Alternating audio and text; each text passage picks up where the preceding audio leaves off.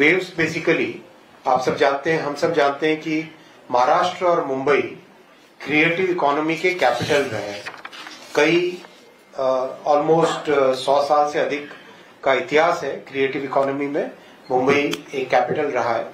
अब टेक्नोलॉजी लगातार चेंज हो रही है। इस नए टेक्नोलॉजी के युग में मुंबई की लीडरशिप और महाराष्ट्र का ये जो बहुत बड़ा फोकस है वो मेंटेन रहे, इसके लिए माननीय प्रधानमंत्री जी ने वेव्स की कल्पना की है, जो कि ऑडियो वीडियो एंटरटेनमेंट सेक्टर में एक टोटली नई क्रिएटर्स इकोनॉमी को एक ऐसी दिशा देना, एक ऐसा प्लेटफॉर्म देना जो कि दुनिया भर से, जैसे लोग ऑस्कर के लिए फिल्मों में ऑस्कर के बारे में सोचते हैं, वैसे ही नई क्रिएटर्स इकोनॉमी में आने वाले समय में वेव्स के बारे में दुनिया भर का एक एस्पिरेशन रहेगा।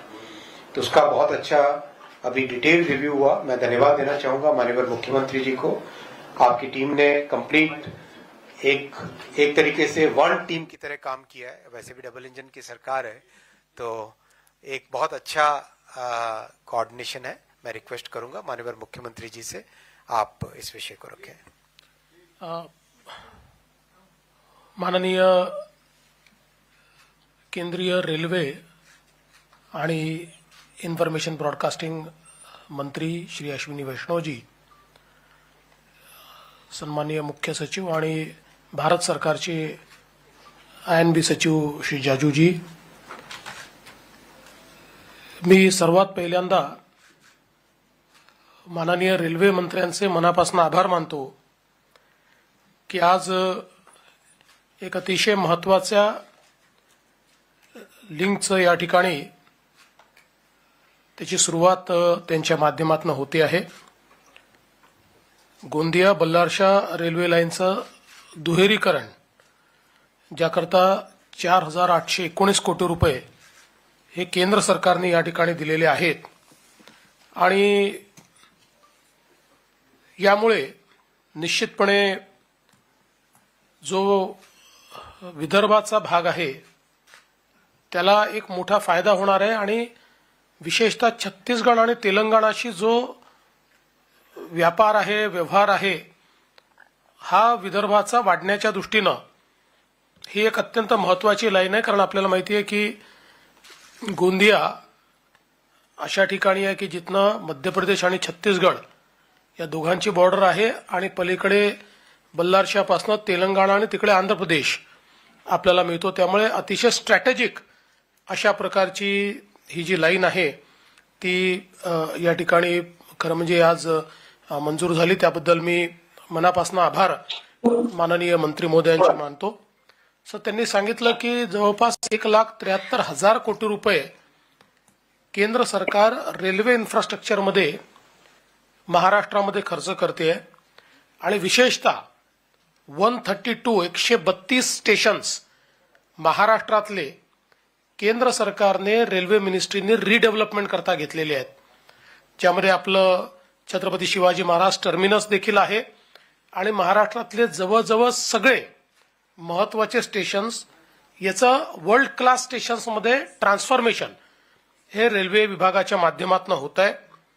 यावर्षी देखील जवळपास 24,000 कोटी रुपये 23,700 कोटी रुपये हे रेल्वे बजेटमध्ये आपल्याला मिळालेले आहेत। आपण जर बघितलं तर यूपीएच्या 10 वर्षात 10,000 कोटी रुपये देखील एकत्रितपणे 10 वर्षात मिळालेले नाहीत आणि दरवर्षी 23,000 25,000 कोटी रुपये हे आपल्याला माननीय मोदीजींच्या सरकारमध्ये महाराष्ट्रामध्ये अपग्रेडेशन करता या ठिकाणी मिळत आहेत। नवीन रेल्वे लाईन्स देखील सुरू होत आहेत आणि यासोबत एक अजून खूप आनंदाची गोष्ट आहे की केंद्र सरकारच्या माध्यमातून आता लवकरच छत्रपती शिवाजी महाराज सर्किट हे देखील या ठिकाणी सुरू होणार आहे, ज्याच्यामध्ये अतिशय सुंदर अशा प्रकारची आयकॉनिक रेल्वे 10 दिवसाचा टूर हा छत्रपती शिवाजी महाराजांच्या जे काही विविध महत्त्वाचे किल्ले आहेत किंवा जागा आहेत आणि अर्थातच त्याच्याशी संबंधित इतर जे काही आपले सांस्कृतिक स्थळ आहेत याला जोडणारा याचीही सुरुवात ही रेल्वे विभाग त्या ठिकाणी करतो आहे. ही पण मला असं वाटतं की अतिशय आनंदाची गोष्ट आहे आणि म्हणून मी माननीय रेल्वे मंत्र्यांचं अतिशय मनापासनं या ठिकाणी आभार मानतो. आज खरं म्हणजे व्हीसीच्या माध्यमातून आपल्याकडे गोंदियाचे पालकमंत्री बाबासाहेब पाटील, चंद्रपूरचे पालकमंत्री अशोकजी उईके, गडचिरोलीचे सहपालकमंत्री आशिष जयस्वाल हे देखील जुडलेले आहेत.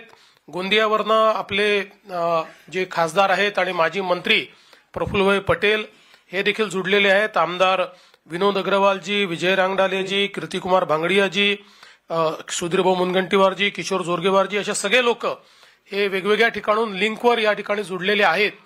त्यांचंही मी अतिशय मनापासनं अभिनंदन करतो आणि रेल्वे विभागाने महाराष्ट्राला ही जी काही एक प्रकारे खूप मोठ्या प्रमाणात प्रायोरिटी दिलेली आहे त्याबद्दल मी रेल्वे विभागाचे मनापासून आभार मानतो.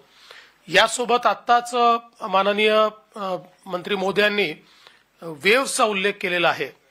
World audio visual entertainment summit ही 1 मे पासनं 4 मे पर्यंत मुंबईमध्ये याच बीकेसीच्या जिओ वर्ल्ड कन्व्हेन्शन सेंटरला होणार आहे.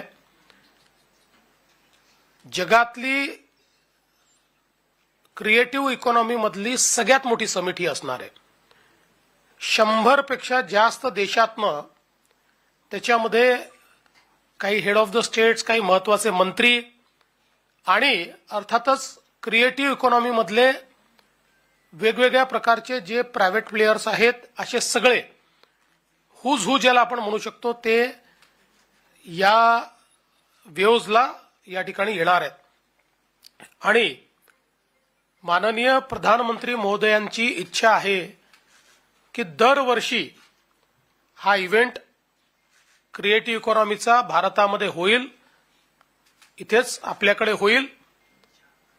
त्याचा परमनंट व्हेन्यू जो आहे तो मुंबई राहणार आहे आणि याला हळूहळू जगातला सगळ्यात मोठा इव्हेंट, जसं मंत्री मोदयांनी आता सांगितलं की फिल्म फेस्टिवल करता कान्स मानलं जातं किंवा वेफ करता डावोस हे आहे किंवा तिकडे आपल्याला माहिती आहे की ऑस्कर अवॉर्ड्स आहेत, ग्रॅमी अवॉर्ड्स आहेत. जगातले हे सगळ्यात मोठ्या क्रिएटिव्ह प्रॉपर्टीज मानल्या जातात. तशा प्रकारची क्रिएटिव्ह प्रॉपर्टी ही वेव्हजला या ठिकाणी तयार करण्याचा प्रयत्न आपल्या माननीय प्रधानमंत्र्यांच्या माध्यमातून होतोय. कारण आज जगातली फास्टेस्ट डेव्हलपिंग इकॉनॉमी जर कुठली असेल तर ती क्रिएटिव्ह इकॉनॉमी आहे. सर्वात जास्त वेल्थ क्रिएट करते आणि सर्वात जास्त जॉब्स क्रिएट करते आणि म्हणून भारताने याच्यामध्ये अग्रसर राहावं. कारण क्रिएटिव्ह वर्ल्ड वेगवेगळ्या फॉर्मॅटमध्ये सर्वाधिक जुनं हे भारतामध्ये आहे.